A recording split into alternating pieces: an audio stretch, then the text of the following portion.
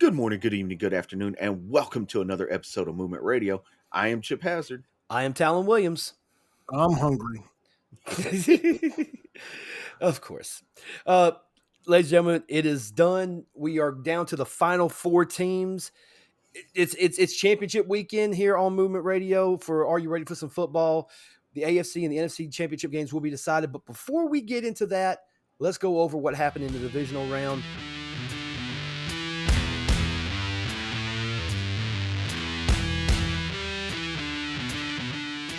How did you guys ultimately feel?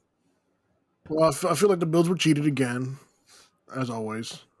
Yeah. Yeah. I mean, I knew it was gonna. I knew they were gonna win somehow, but I some way, called the Chiefs to somehow. win. I said by hook or crook, mostly crook, but Yeah. it is what it is.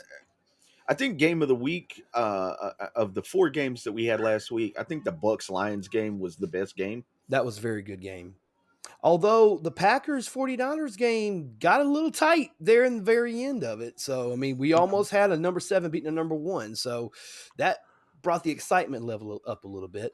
But let's kick it off with the first game, the first Saturday game between the Baltimore Ravens and the Houston Texans. The Houston Texans, they put up a great effort in the first half. You know, it was 10-10 going into halftime, and then Baltimore, just ran them up. 34-10 was your final score. CJ Stroud only 175 yards. They couldn't really get a rhythm going in the second half, and Baltimore just, Lamar Jackson not only threw for 150 and two touchdowns, but he also ran for 100 and got 2 touchdowns. Isaiah Likely and No Hands Aguilar with a touchdown, believe it or not. But yeah, I mean, this game, when it was 10-10 at the half, I honestly truly thought maybe Houston could pull an upset, and then it kind of seemed like they were still in it in the third, and then the fourth quarter came and it was almost like Baltimore just took over. Chip, I think I know the answer to this question. Ultimately, how do you feel about this? I'm super proud of what the Texans have done this year. They exceeded everybody's expectations. And when I say everybody, I mean absolutely everybody. Going into the season, they were projected to be the worst team in the NFL. And not only did they make it to the playoffs, they won a playoff game. Yep.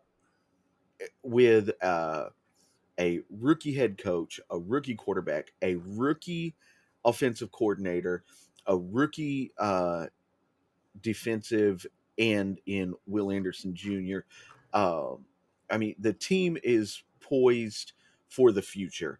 I was having a conversation with a buddy of mine earlier, and I think it comes down to the Texans and the Lions on who had the best draft of this season. And I think it really is a 1A 1B of rookies in between the Texans and the Lions. They definitely have at least for the foreseeable future, at least over the next 4 or 5 years, the Texans could be a very, very dangerous team. Well, And people, they don't need to the sleep on them Lions anymore. as well. Right, but I'm just speaking in terms of this game between the Texans and the Ravens. Yeah. We'll talk. Oh, trust me, we're going to talk about the Lions here in a little bit. Roger, go ahead, Rod. Oh, go ahead, Chip. I was going to say, the first half, it really, I think what hurt us is the fact that D'Amico changed his play calling style for this particular game. He even said in the post game interview that he changed the way he was calling plays. He went to more of a blitz style than what they had been playing all season, which is something you really have to do with the tandem of running backs that the Ravens have. They essentially have 3 running backs. Essentially, yeah.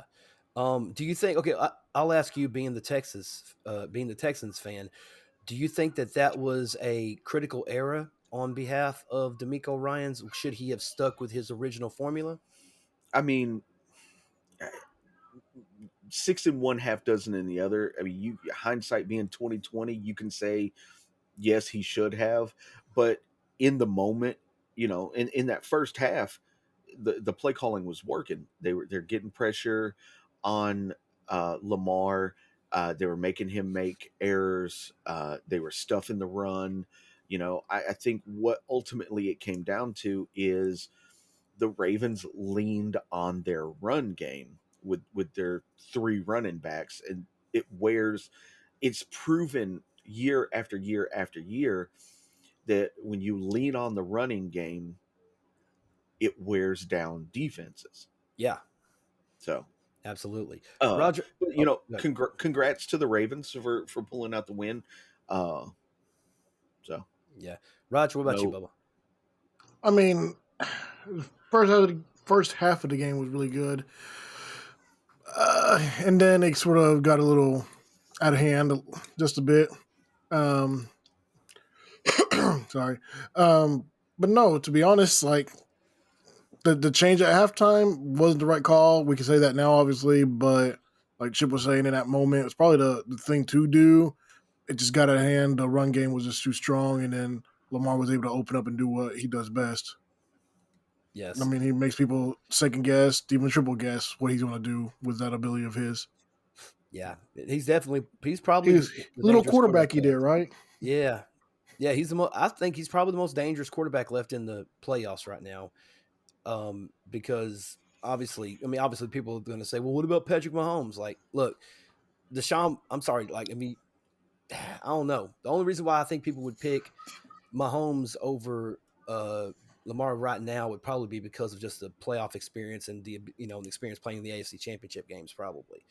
Um, as far as all like the intangibles go, I mean, you'd still lean more toward Lamar Jackson, to be honest. But that being said, we are going to move on to the second Saturday night game, a game between the San Francisco 49ers and the Green Bay Packers.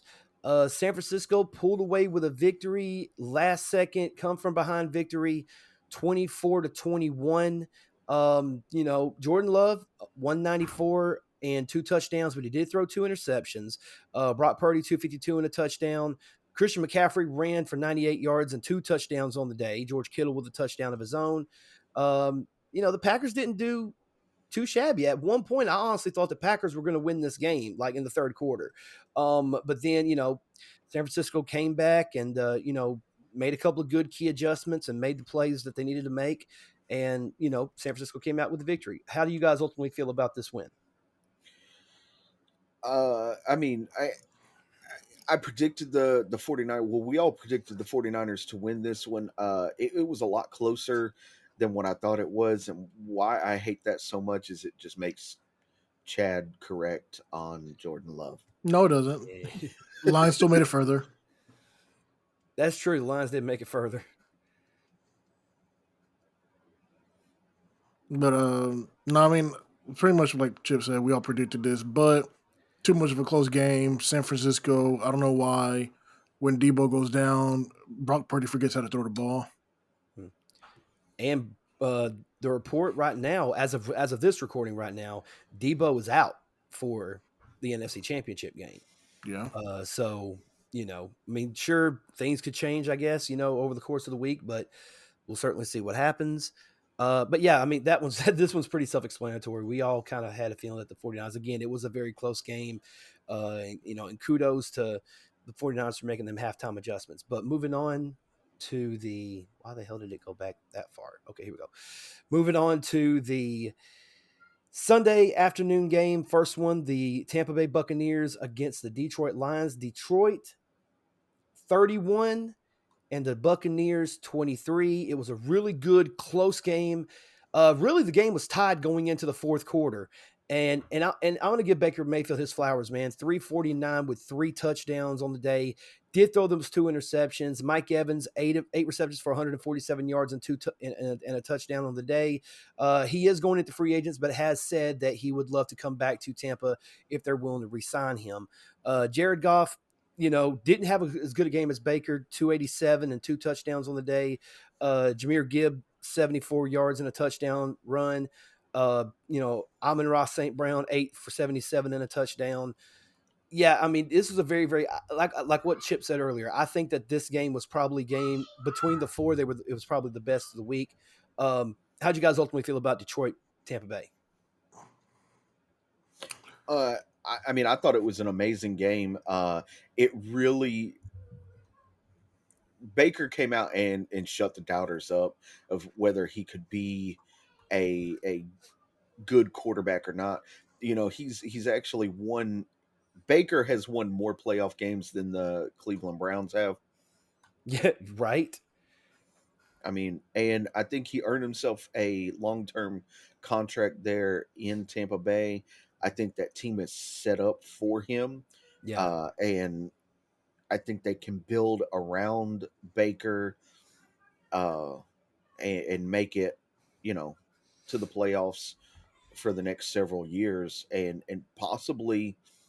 I'm not saying that they will, but I mean, they could possibly vie for a Super Bowl with this team. It's a possibility. What about you, Raj? I mean, definitely the game of the week, and just overall great football in general. Yeah. I mean, Chip and I have always said that Baker's always is doubted. They always said that he was the issue in Cleveland, which is not true. We know he's not the issue. He brings winning mentality no matter where he is. He proved it with Tampa Bay. Did he have a great record? No. They still had a winning record and they went to the playoffs. So, Yeah. You know. But not only that, I mean, this game just also sort of exposed the issue that Detroit's had all season that not a lot of people exposed correctly, and that's that weak secondary, long bombing it. Um, Detroit has a great front seven, but their back is not that good, and just throw the ball out Yeah. there. And it's also it was that front seven that made that final knife through the heart interception at the very end of the game. Yeah. And Aiden Hutchinson, man, kudos to him too. Does Man, not get enough credit. he played his ass off in this game, dude. The man does not get enough credit. He don't, man. He really don't. And I'm so looking forward to 49ers and the Lions. I'm really, really looking forward to it. But before we get to that, before we get to those, let's get to the final game of the week. Pause real quick. Go. All right, so moving on to the last game, the Sunday night game between the Chiefs and the Bills. The Chiefs and the Bills. The Chiefs, unfortunately, won this game 27-24. I mean, the game was back and forth. They had 5 lead changes in this game, but you could tell both teams really did want it. Patrick Mahomes was 215 in terms of passing yards, 2 touchdowns on the day. Isaiah Pacheco ran his ass off, 97 yards and a touchdown. Travis Kelce did Travis Kelce things, 5 for 75 and 2 touchdowns on the day. Josh Allen only 186 yards and a touchdown, but he also ran for 72 yards and got 2 touchdowns. Khalil Shakir, 7 receptions, 44 yards and a touchdown. He was the main weapon. Stephon Diggs only 3 receptions, 21 yards on 8 targets. It's like where did Stephon Diggs go when he was supposed to be that guy? And then they had an opportunity to tie the game, and then Tyler Bass whiffed it right. It happens. It was reminiscent of when the Bills lost to the Giants in the Super Bowl when it was wide right, and the Giants ended up winning 20-19. Overall, how did you guys ultimately feel about the Bills losing yet again to the Kansas City Chiefs in the playoffs? I didn't watch this game. 100%. I absolutely despise the Kansas City Chiefs. I despise Patrick Mahomes. I don't watch their games.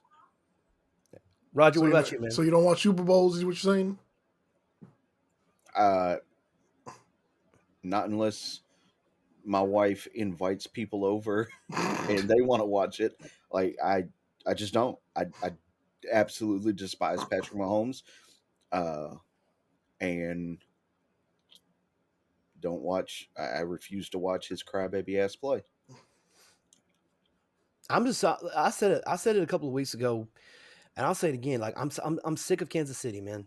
And that might be a hater speech or whatever, but like You can call me a hater all you want. I don't give a damn. I'm not talking about you. I'm talking about me. Like I'm sick and tired of Kansas City, dude. Like to me, and I said it a couple of weeks ago, they are the new New England Patriots. When New England, that little length of time between 2001 and 2004 when they won 3 out of 4 championships, and everybody out of nowhere, like no one gave a damn about the New England Patriots, and then you got all these bandwagons like, oh yeah, Tom Brady's the GOAT. Like, when the hell did you start liking football? Who are you? You know, like there's those type of people, the bandwagoners. You know who they are. But yeah, it just.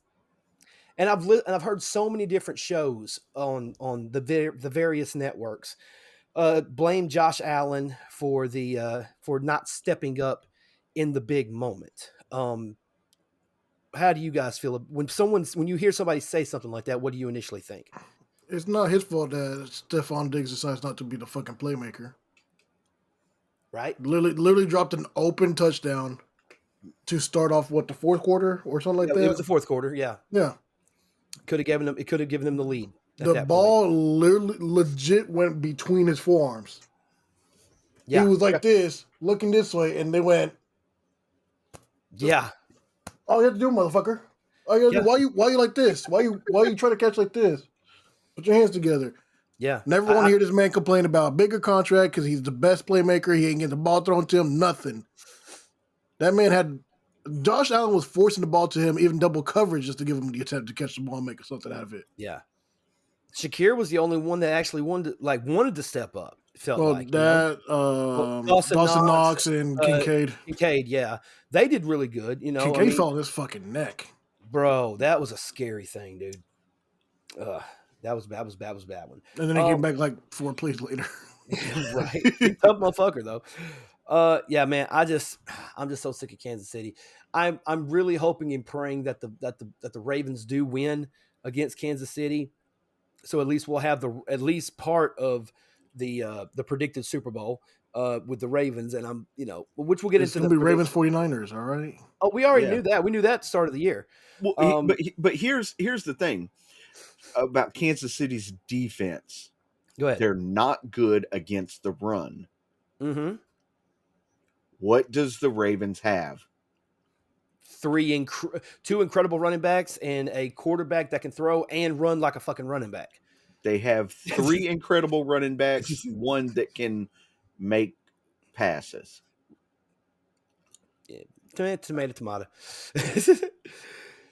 But yeah, so that is the review of the divisional round. Before we get into the divisional round, any news on that you guys want to discuss? Any coaching news? Anything? I did see that the that the Philadelphia Eagles did fire Brian Johnson, offensive coordinator. Do you guys feel like that was warranted?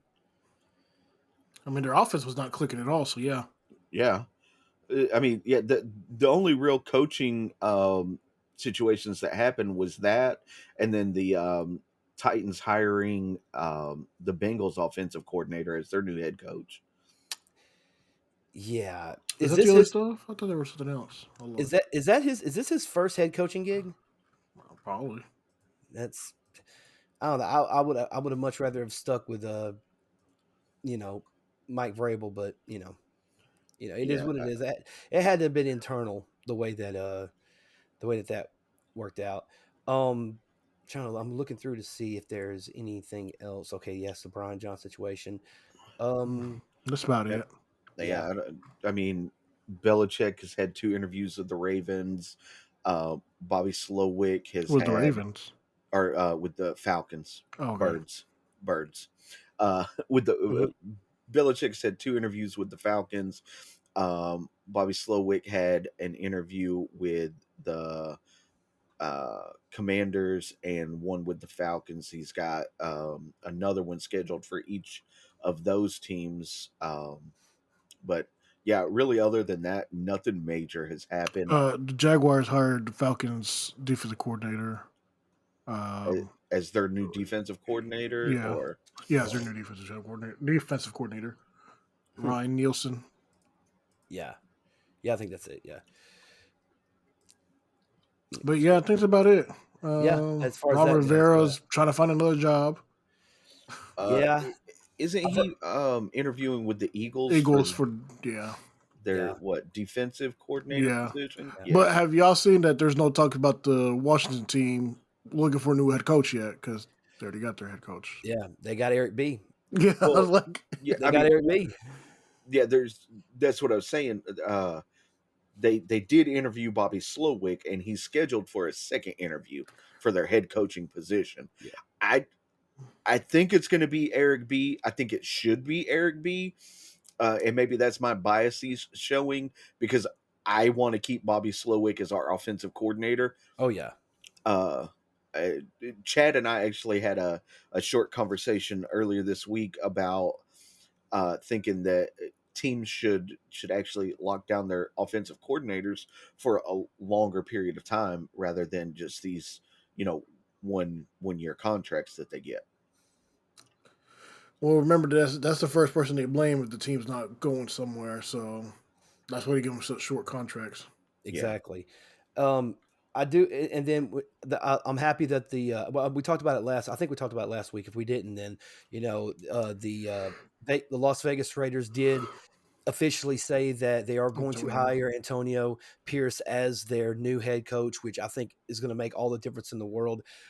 I'm telling you, man, the Raiders could be a team to look out for next year. If they have a good draft class and they can get the right pieces, if he could somehow bring some of them free agents to Vegas. I mean, Vegas is a hot spot right now, man. Yeah, because it's 105 degrees all the time. I'm just saying. I mean, the hell, they play indoors. It ain't like you can't cut the AC on. I mean, but You've been in a stadium, don't matter how much AC they have. Bitch is hot. hey, well, When it's hot outside, it's hot inside. Yeah. That's true.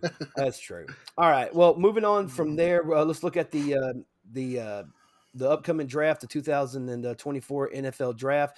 We already know who the top 18 teams are. We've already discussed that several times. We do know that the other six, the wild card teams have been placed. And now for the divisional round losers at number 25, Green Bay Packers are going to pick. At 26, the Tampa Bay Buccaneers are going to pick. At 27, the Arizona Cardinals via trade from the Houston Texans are going to get the number 27th pick, and Buffalo will get the number 28th pick. And the rest of the draft will be decided as we go through the rest of these playoffs. Nothing again has really changed in terms of mock draft. They still believe that Caleb Williams will be taken number 1 overall to Chicago Bears, Drake May to the Washington Commanders, Jaden Daniels to the New England Patriots, Marvin Harrison Jr. to the Arizona Cardinals, and Malik Neighbors, wide receiver out of LSU, to the Los Angeles Chargers. And they have Brock Bowers Another receiver? Yeah. Yeah. Hey, I just want to say, fuck the Cardinals. They thought they were going to get. They thought they were going to get a high draft pick from that Texans trade. Yep. No, that didn't work. It did not work. Nope. Yeah. But yeah. But Malik Neighbors being jumped up to 5. The fact that last week when we had this discussion, Brock Bowers was scheduled to go 5 overall to LA, but now they got him going 15th to Indianapolis now. So maybe there was some, I don't know. Combine hasn't even happened. They ain't been able to see these dudes do stats that don't matter. Right. Yeah. Well, that's what the whole point of this is. It's just a mock draft, so it changes pretty much. I mean, really, the top 4 have pretty much stayed consistently the same.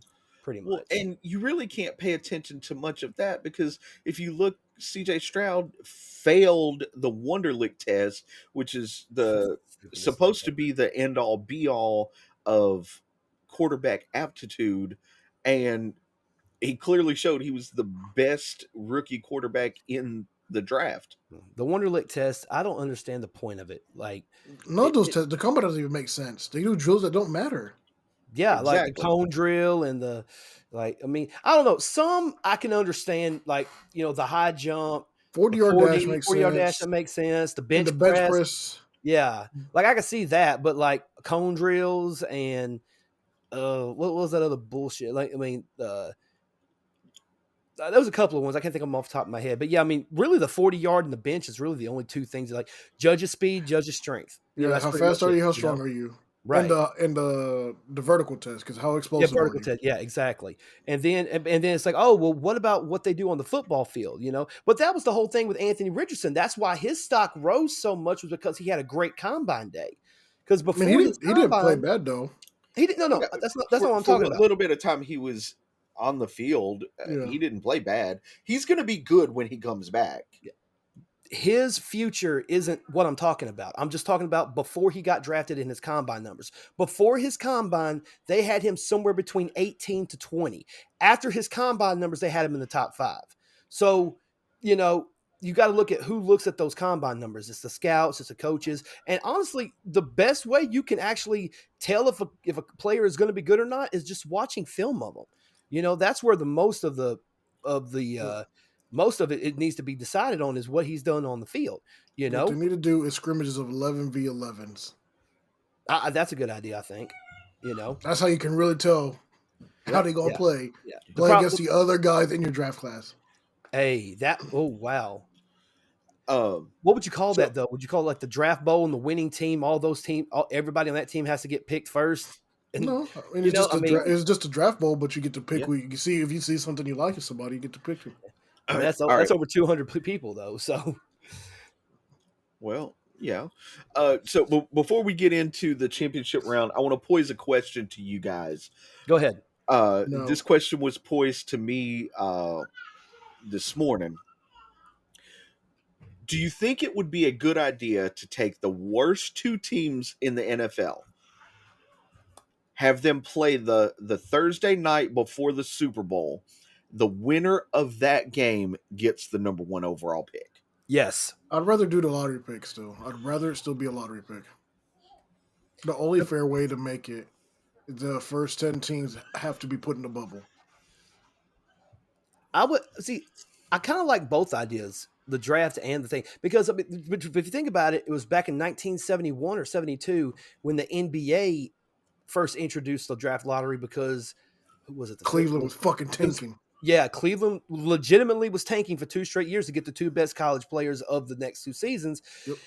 And they said, okay, we can't have this, you know, like there's literally been years where it's happened more often than not since 1973, but there have been times where the worst possible team doesn't get the first overall pick. You know, they legit tanked and that, who was it? Was it the No, it wasn't Celtic. I'm sorry. It was, shit. Who was it? I think it was the Knicks, I want to say, who had the worst record. Yeah, no, what I'm saying, they had the worst record, and instead of getting the number 1 pick, I think they got the number 3 pick instead. Yeah, I mean, it was like it was the year they took. It was the year they took R.J. Barrett.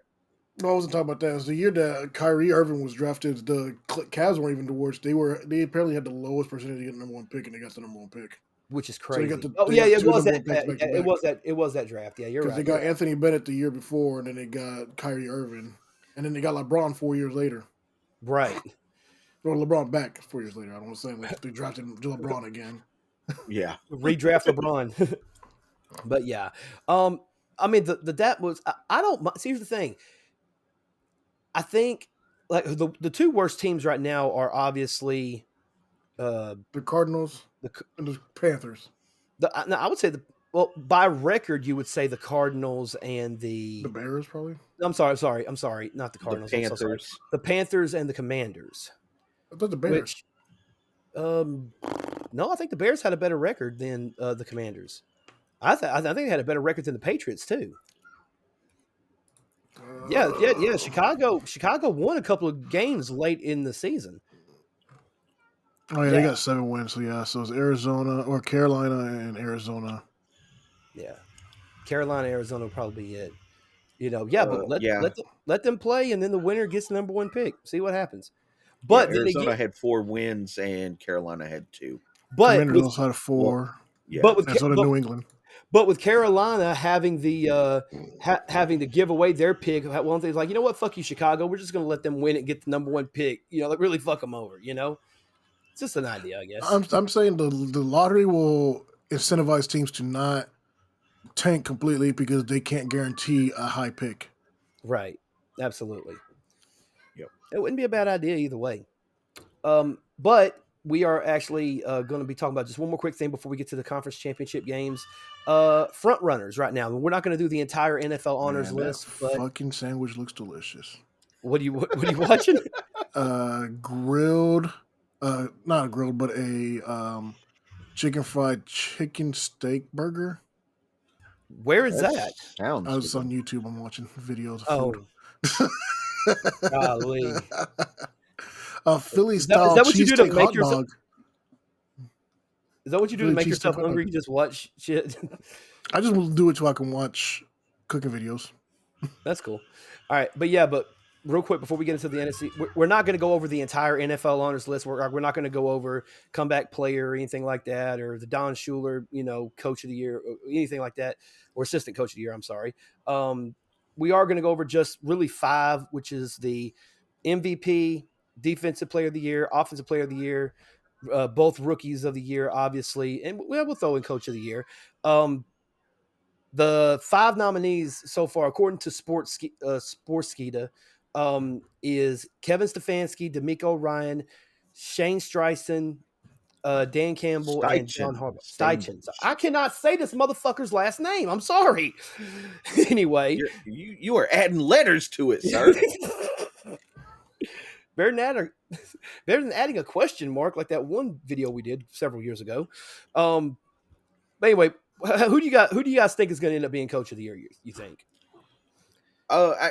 We kind of had this conversation earlier off camera, but I think it comes down to D'Amico Ryans and Dan Campbell, because those two coaches turned their teams around, led them to the playoffs, and have both won playoff games. Right. D'Amico did it in his first year as a head coach. Now Dan Campbell's been with the Lions for this is his third Third season. year, yeah. But he's really changed the culture there in Detroit, very similar to what D'Amico has done in Houston in 1 year. Yeah. I don't think Harbaugh should be considered for Coach of the Year because the Ravens were predicted to be a good team. Right. Stefanski, I give him kind of a pass because the Browns were predicted to be a good team, but they lost Deshaun Watson mid-season to a Yeah, but they shoulder picked up the injury. best quarterback out there. But yeah, and then they pick up Joe Flacco, who was literally sitting on his couch watching Pretty much. TV, and they give him a call, like, "Hey, you want to come play for the Browns?" He's like, "Sure, why not?" You It's like, know, ugh, I gotta go to Cleveland. Ugh. They so wanted that. Kurt Warner. No, well, Kurt Warner story, yeah, but at the same time, I think they wanted the Joe Flacco revenge game in Baltimore. I think that's kind of what they were hoping for, in Yeah, a but sense. like, the Texans said, fucked all that noise. yeah. Exactly. But yeah, my personal opinion, I think it's down to D'Amico and Dan Campbell, and maybe my bias it says that it's D'Amico Ryans because he did more in 1 year, making it to taking a 3-win team to the playoffs and winning a wild card game. Right. So Is that your thought process as well, Raj? Yeah, I'd have to agree. I mean, you know me, I've been for years talking about Dan Campbell's and that culture and just changing the dynamic and everything in Detroit. But I mean, coming into your first year with a team pretty much not slated to be anything, bunch of rookies and like second year players everywhere, pretty much having to change everything up in the season and go from being bottom of the NFL to near the top of the NFL, winning divisions and playoff games and everything like this over here. Exactly. I said at the beginning of the year I thought that Dan Campbell was going to be coach of the year, and I'm I'm reluctant to keep that statement only because of how great D'Amico Ryan has done. I think more than likely it probably will be D'Amico Ryan, but if Dan Campbell does get it, I'm not going to be affected by it one way or the other because I think they're both great coaches and both of them kind of deserve it. I don't think there's ever been a co-coach of the year, has there? If there hasn't, I mean, No, this could be a year to do it. I mean, both teams, both coaches did an amazing job of what they have. my But if I'm big being honest, question. go Go ahead. ahead. Go ahead. No, go ahead. I was just going to say, I think right now, if you ask me right now who coach of the year was, I would say D'Amico Ryan. So my thing is does Dan Campbell and D'Amico Ryans set a precedence, sorry, of how former players being viewed as coaches should be now instead of bringing in an assistant coach from another guy? Why not just keep going for former players that you're going to give them the reins to do what they want to do instead of trying to, hold them down the whole time. Because we've seen former players that have been head coaches that didn't do anything because the front office was trying to do all the stuff for them. Yeah, well, As look what Mike Vrabel did in Tennessee his first couple of years. Yeah, but I'm saying, but he was also under the Belichick tree. I think Yeah, I think Campbell was under Sean Payton maybe a year or two. yeah, and D'Amico was under the Shanahan tree. Yeah, Um, but yeah, I see what you're saying, and I agree. I think it should change the precedent of how former players are looked at as head coaches, and they should be given, a little more leeway and not so handcuffed to what the front office says. yeah, because I mean, like we said, Dan Campbell came into Detroit, a team that was nothing. Like they were the worst team for years, Right. and changed the culture of being old stuff. They pretty much being what Detroit's known for, being gritty and rough. Like all these other teams were trying to make them like everybody else, I guess. Which I mean, for a city like that, you don't want to do that. But also, maybe Dan Campbell being a old school grit veteran himself makes sense to do that. And the fact that Detroit front office sort of gave him the confidence and gave him the players and the ability to do with the players what he wanted because they were letting him cut who he wanted to cut and bring in who he wanted to bring in too. Like they gave Right. him full fledged of his team, which is really unheard of to begin with.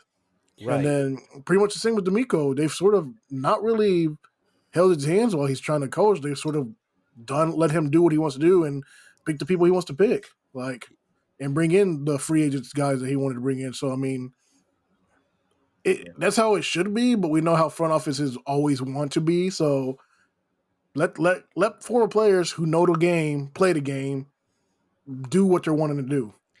Yeah. Right. You guys Uh, talked about.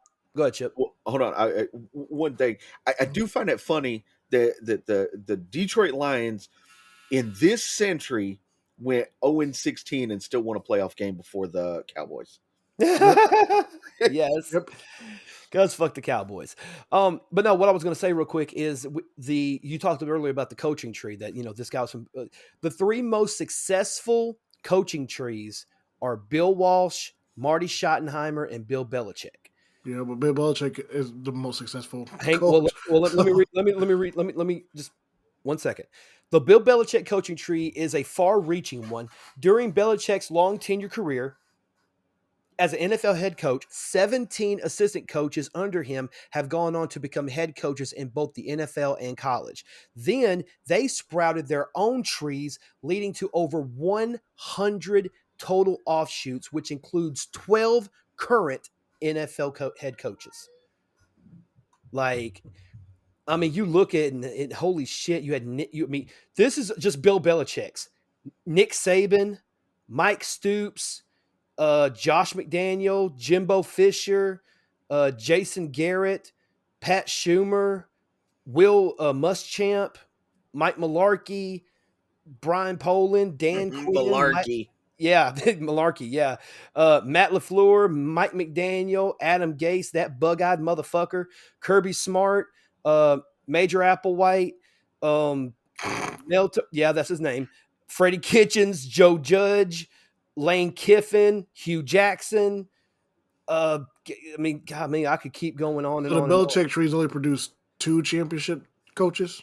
Well, let me go through and look real quick. I'm still trying to find it. That sounds right. Saban and Smart. So he's been smart. No NFL coach that's been successful or a champion. Sorry, they've been successful, just not a champion. Yeah, just not a champion, unless it was in a different role other than definitely probably not. Josh McDaniels definitely wasn't a good one. Andy Reid came from the Parcells one, right? Or was it Walsh? I'm fixing to look. Hang on a second. I think you're right. I think it's the Bill Parcells. No, it's not.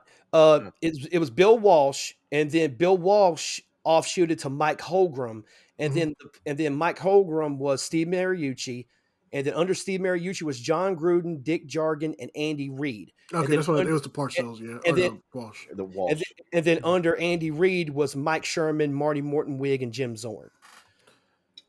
Yeah, man. So when you think of Bill Walsh's tree, it's Dick LeBeau, Mike Malarkey, Mark Tressman, Mike Tice, Tony Dungy, Jeff Fisher, John Fox, Mike McCarthy, Sean Payton, John Harbaugh, Andy Reid. But then you go on to Marty Schottenheimer's, and he has Bill Cowher, um, and then Tony Dungy again, because obviously Tony Dungy was an assistant under Bill Walsh, but he was a offensive coordinator under Marty Schottenheimer, or something along those lines. And then also Herm Edwards was underneath him. Let's see who else: Todd Bowles, Tony Sperano, Hugh Jackson, Freddie Kitchens, uh, Ken Wisenhunt was like one of the last ones under the Marty Schottenheimer tree. But yeah, let's see. Norv Turner also I want has to see that one. Bill Parcells tree. I'm gonna look that up real quick while you're doing that. While I'm doing what? I'm watching my Philly cheesesteak hot dogs being made over here. Yeah. And the Philly glizzies. Well, while you're looking that up, I'm going to move on. Go ahead. For NFL Defensive Rookie of the Year, the front runners are Philadelphia Eagles, Jalen Carter, Houston Texans, Will Anderson Jr., the Los Angeles Rams, Kobe Turner, Seattle Seahawks, Devin Witherspoon, and the Detroit Lions, Brian Branch. Roger, who do you think out of those five is So out of it's pretty much the same as the coach of the year, where it's a toss up between Houston's personnel and Detroit's personnel. Branch did really good. Not he came out of nowhere for me, and I follow Detroit. I know their players and everything. He came out of nowhere for me. He did way better than I thought he was going to. But Will Anderson, you touted him coming in early the season saying he's going to be possible defensive rookie of the year as well. And there he is up there doing his thing. A really good young leader for that defensive back set. Bright future. Hopefully he doesn't get too much of a diva mindset. But no, I think slight edge overall. I'll still have to give it to Will Anderson because yet again, the expectations for the Texans was such low standard, and for them to shoot up so high, it's hard not to say that these changes is the effect overall, and these key players that they got is not also the reason why. Because I mean, you got the head coach who instilled that nature in there, and he had these young guys to pretty much mold to the system. And Will Anderson sort of, I don't know if he's the true defensive leader yet, but he's probably the defensive back leader. And I mean, that's just a great thing.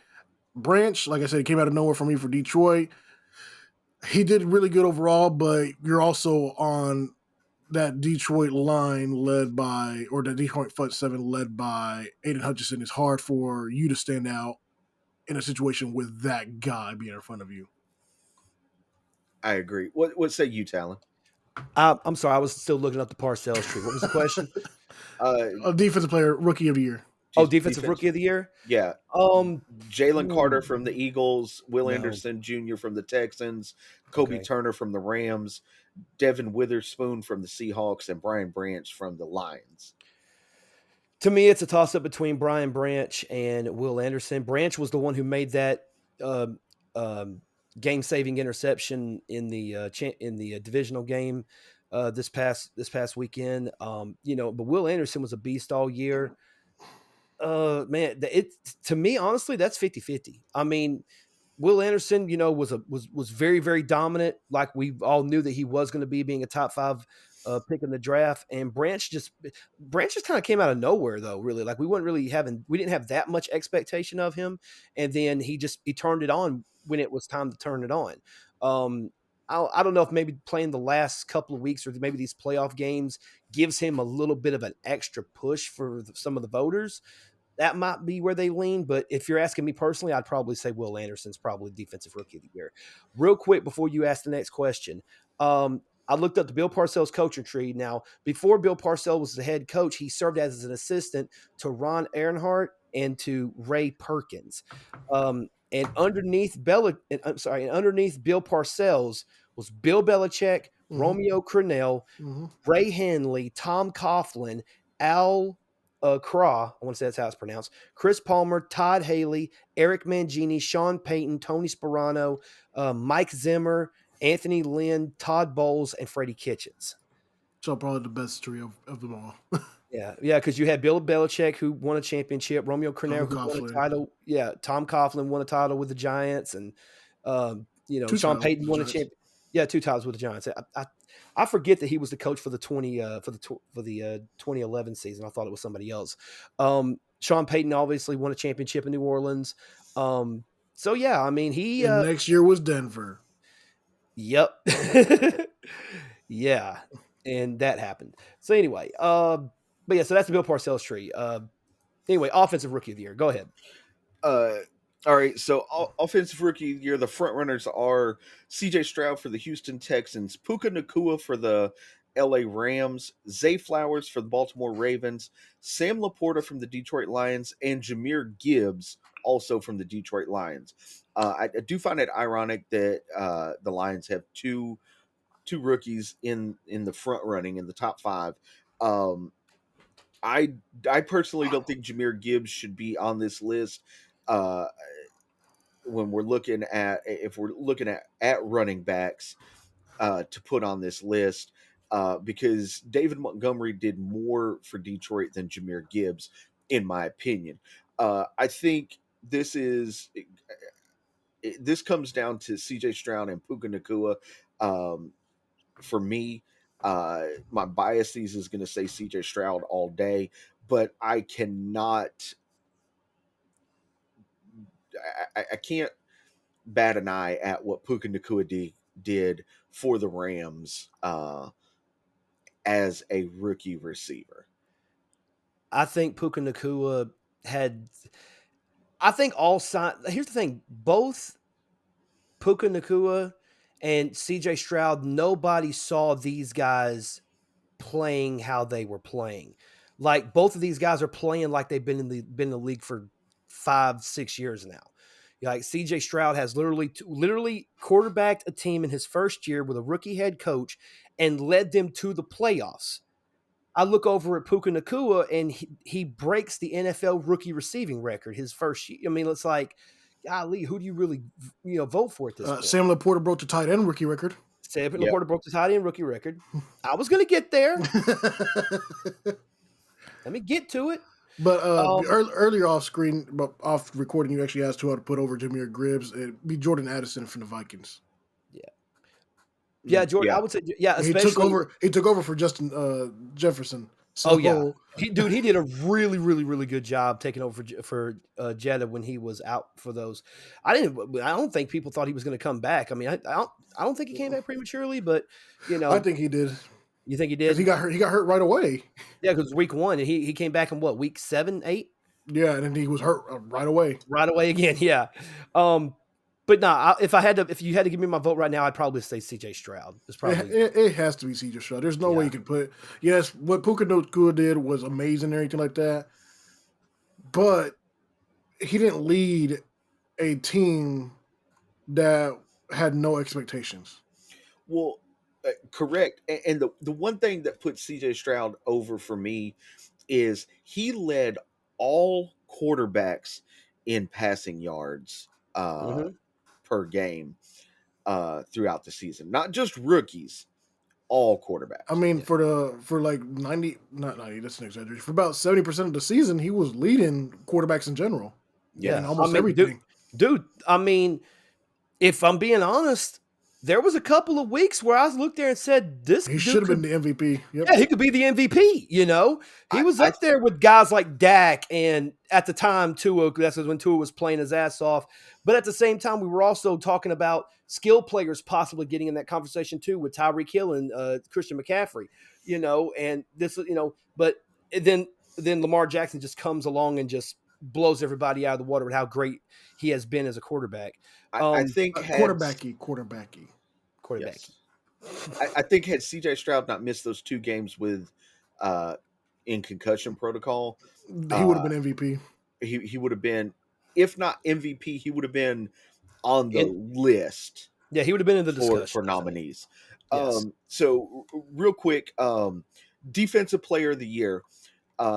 the top five candidates are Cleveland Browns Myles Garrett, Dallas Cowboys Micah Parsons, Pittsburgh Steelers TJ Watt, the Vegas Raiders Max Crosby, and the 49ers Nick Bosa. I mean, that's a really good top five of Yeah. defensive players. I mean, for most of the year, it was Myles Garrett that everyone's saying. And then it wasn't until about mid-season and later on that TJ really started ramping it up. And Max Crosby, especially after Antonio Pierce took over as head coach, really started amping shit up. And, Micah Parsons, I mean, he was still, doing good as that defense, leading the Cowboys and such. Excuse me. And Nick Bosa, I mean, he is the reigning defending defensive player of the year.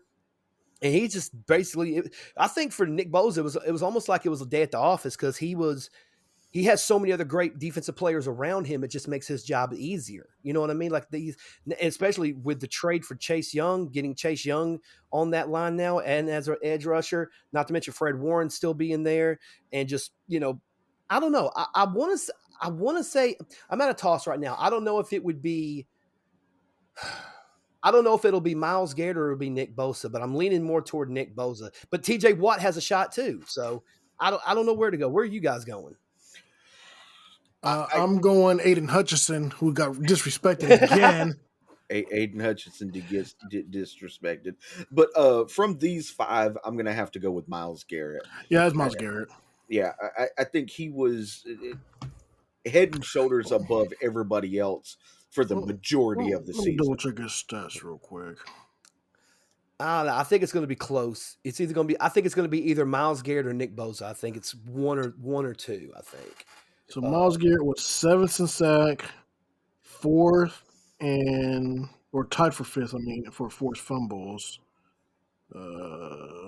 Let's see what Bosa did. But then again, stats don't matter in this voting system anymore, anyways. That's true.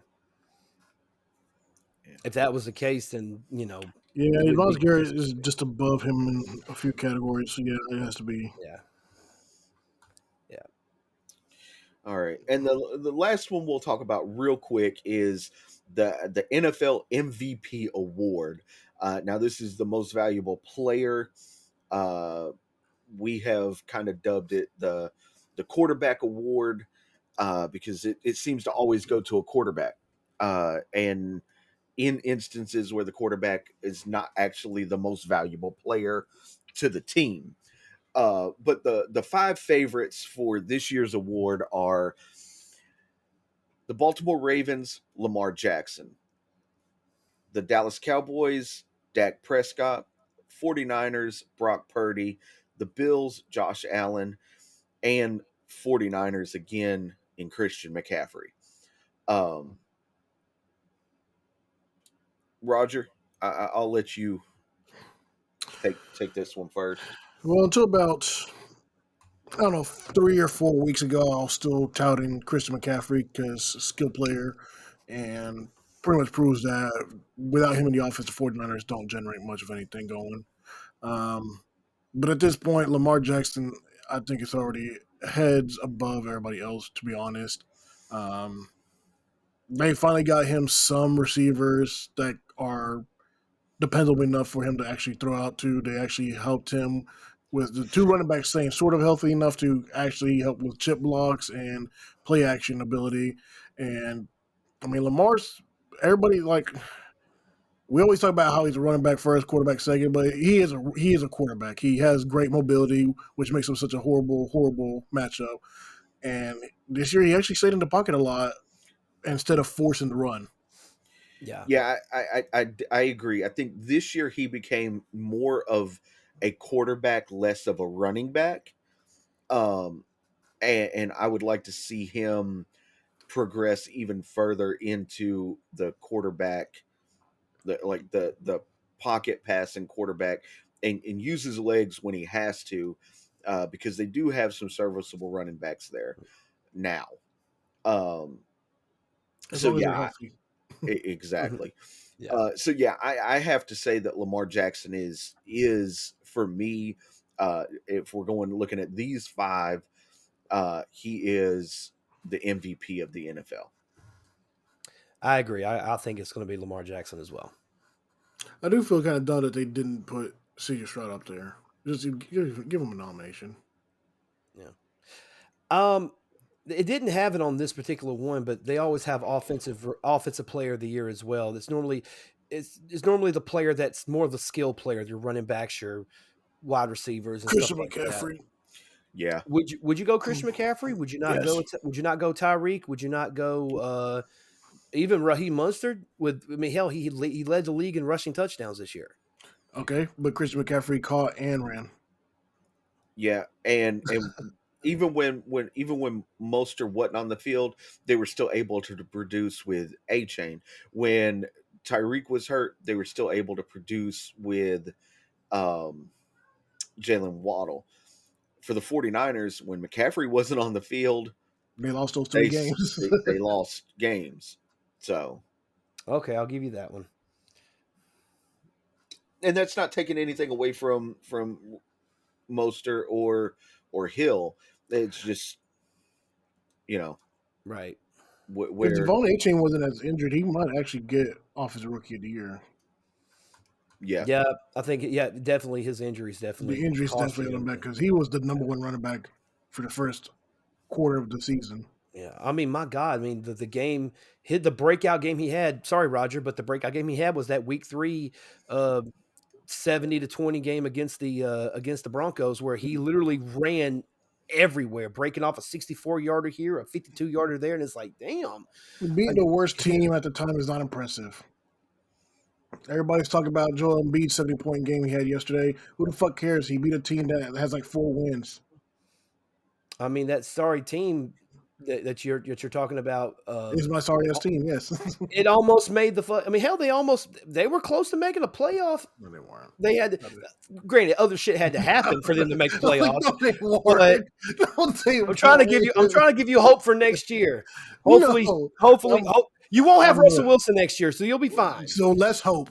Let's hope. Actually, hey, Cowboys country, or was it Broncos country? Let's die. Let's try. Let's die. All right. Moving on, we'll go to our championship round. We got 2 games to talk about. The first game, we got the Chiefs versus the Ravens. Well, we all know Chip's not watching this one. Nope. Actually, I might watch. I might watch this one to see Lamar put that ass whooping on the Chiefs. Right. But Baltimore is a 3.5-point favorite. This will be actually played in Baltimore, and I'm going Ravens here. Well, go ahead. Oh, I'm going Ravens. I already said mine earlier.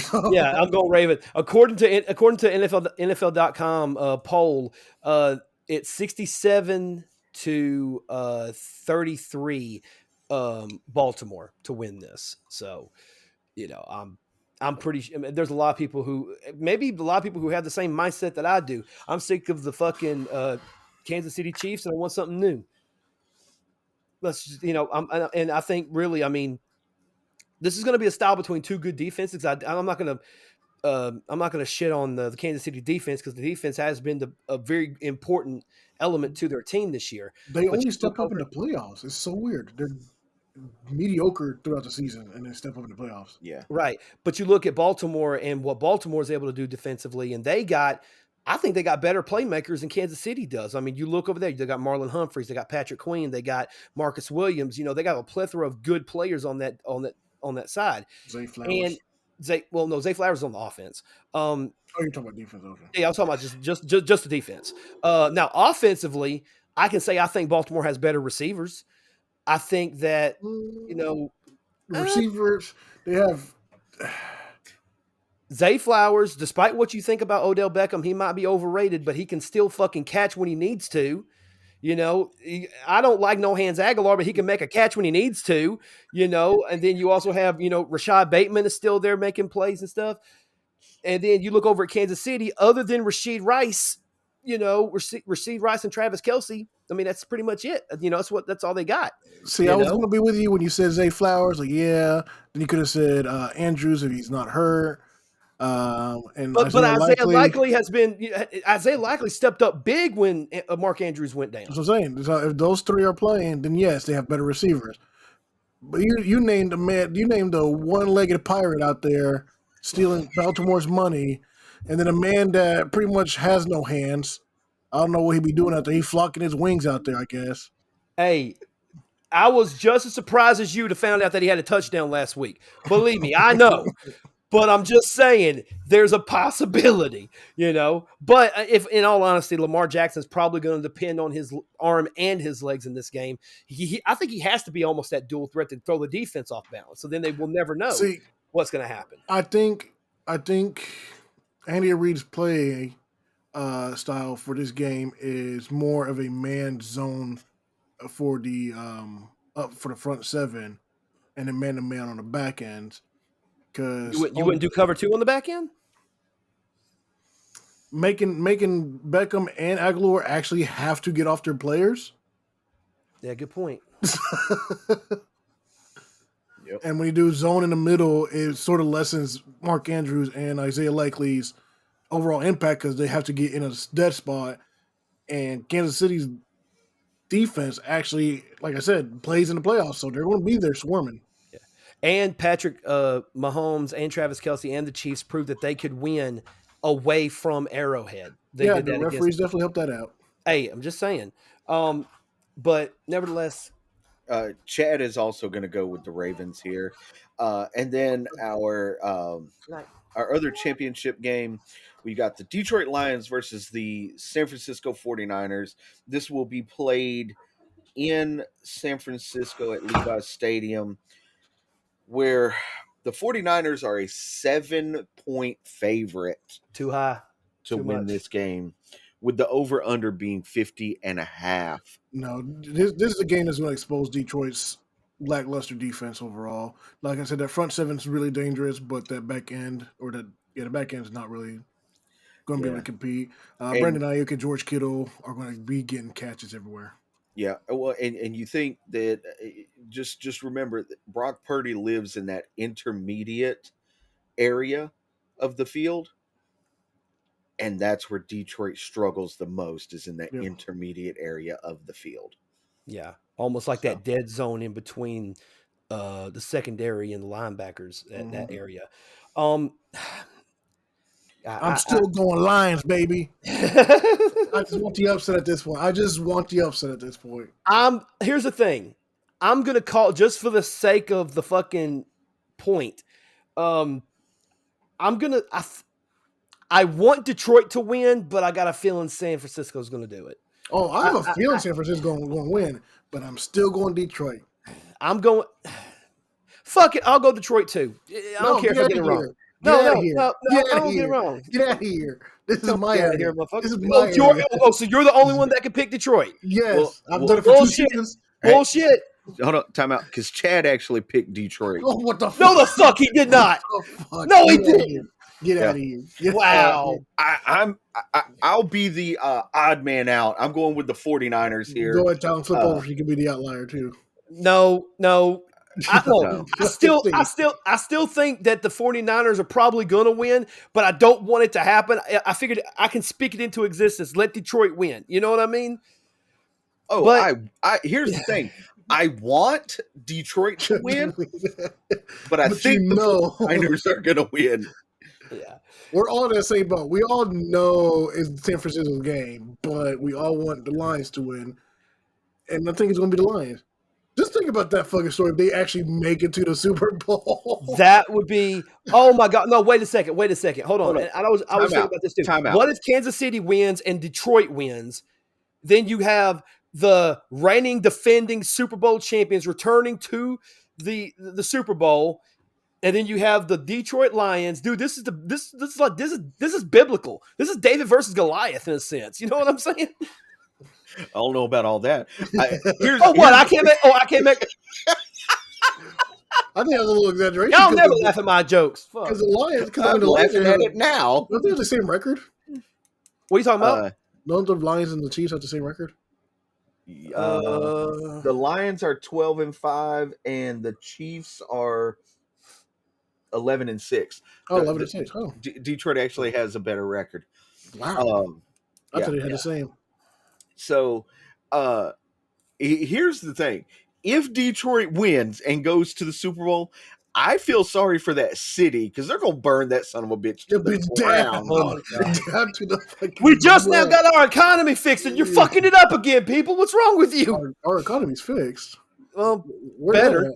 that at? Where that at? Our Better. economy ain't gonna be fixed for another 9 years. Yeah, I don't know Lately, what I've been hard economy to you're read. living in. I don't know. The Once economy we- I'm living in is I was terrible. trying to make a joke out of it. Sorry. I get you. Oh Lord. So yeah, Detroit. that's been it. All right. Well, real quick question before we get out of here. What? Okay, just hypothetically speaking, if it's Baltimore, Detroit, who wins? I don't give a damn. I'm still going Lions. Okay. If it's Baltimore 49ers, who wins? Baltimore. Ravens.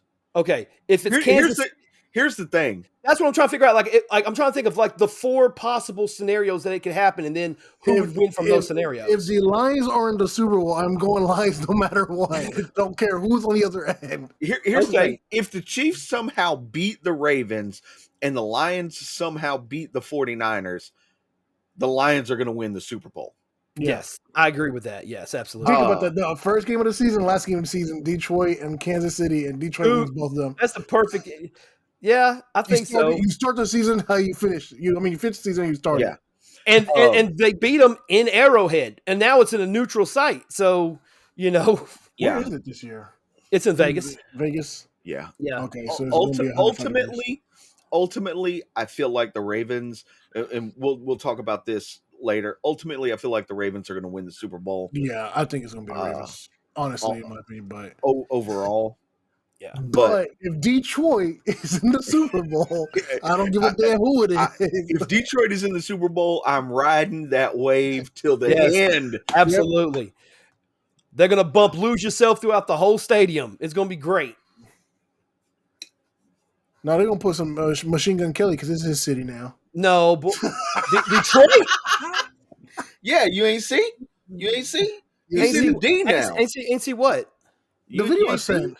He's in the D now. Yeah, he's Him in and the T D now. Grizzly. It's his city. I bet he's in the D. No. Oh. MGK's still talking shit. Bro, I sent a video. No, I seen the thing about T Grizzly. I didn't see the thing about MGK. I saw what y'all You posted about said T Grizzly. You said the thing about T I seen Grizzly. I seen you guys talking about T Grizzly, but I missed the whole MGK conversation. Yeah, it was I a video. It was the video of him dissing. He made another slight diss track towards Eminem again. Yeah. Fucking idiot. No, but then that's when I He's in said Detroit now. It's his city. oh God in heaven. MGK, stop, dude. I don't know if you'll ever listen to this, dude. Just fucking stop, okay? Just stop. Go back to making emo music. Yes. He gonna be making country after the next round. No, he ain't. What the fuck? Kid Rock will get Cowboy him. boots and bears, like Kid Rock will get him. All right. yeah, that's definitely. But anyway, that's been our championship round picks. Let us know in the comments below. Hit us up on Facebook, Twitter, Instagram. Send us a X, DM. sir, X. It's X still Twitter. fucking Twitter. Twix. It's still Twitter. Twix. They can call it Twix. Yeah. That's not Yeah. been It's done two for before. me, two for me, none for you. When you go to the website, you still got to type in twitter.com. So it's still It's, Twitter. it's the social media platform with the blue bird. That's all you got to look for. Is the blue bird. it still just actual Twitter.com? Yeah, they probably can't put X.com. That could be something different. Yep. Yeah, man. Yeah, send us Go a ahead, kid, try DM. it Let us know what you think. Who do you think is going to win between the Chiefs and the Ravens and the Lions and the 49ers? We'd love to hear from you. Also, send us, any other thing you want to talk about. We check all of our messages. We respond to all of our messages. So yeah. Don't come with no disrespect neither. Come with the disrespect. Come to Jason. Say with your chest because these hands will say it for you. Mm. Yeah, if you come with disrespect, you better say it with your chest. Yeah. I'm just saying. Approach with caution. I'm just saying. Nah, let them find out. Fuck around, find out. Right? Remember that All chart? right. Yep. Level fuck out. I got the around? shirt. I got yeah. that shirt in the closet. What are you talking about? All I'm saying is, you come at us with some disrespect, you'll be dipping your Oreos in water. Yeah, because your daddy ain't come back. You player Oh, two God. ass motherfucker. Oh, Luigi ass. All right, but yes, ladies and gentlemen. I'm just saying that's why women get hit sometimes. That's all I'm saying. Call me a Don't player condone two it, ass but I Movement, understand it. movement radio. does Movement not radio condone does not condone domestic violence in any way, shape, or But we form. do condone But know when thinking to shut about the it. fuck up. Anyway. Oh, yeah. That was a joke, ladies and gentlemen. No, fuck They don't around. laugh at my jokes. It's fine. Fuck around and find Anyway. out. Yeah, there you go. That being said, ladies and gentlemen, thank you guys for tuning in tonight. Obviously, go check out streamlabs.com/movement radio /merch and go copy some merch. We got some cool merch ideas coming down the line. Just looking forward to a great 2024. Roger, anything else you want to say before we get out of here? Just be on alert for our new podcast format that we're trying out to see how it's going. Go to our socials, like Chip was saying earlier. We'll be posting questions of the day, or you guys can post questions of the day, or tell us a story or some kind of dilemma. Anything you say to us is anonymous unless you want to be mentioned. But just keep reaching out, talk to us. We here for y'all. We here for the people. Yes, absolutely. So until next time, thank you guys for watching. Are you ready for some football? Be back here next week where we're going to discuss the championship week and give our opinion on who we think, because by this time next week, the nominees should be ready for the NFL honors. And then we'll discuss that, possibly some Pro Bowl shit. Who knows? But we What's are a going to Pro be. Bowl? It's what they play on Madden. It's Anyway. it's Flag football right? now. Yeah. Yeah.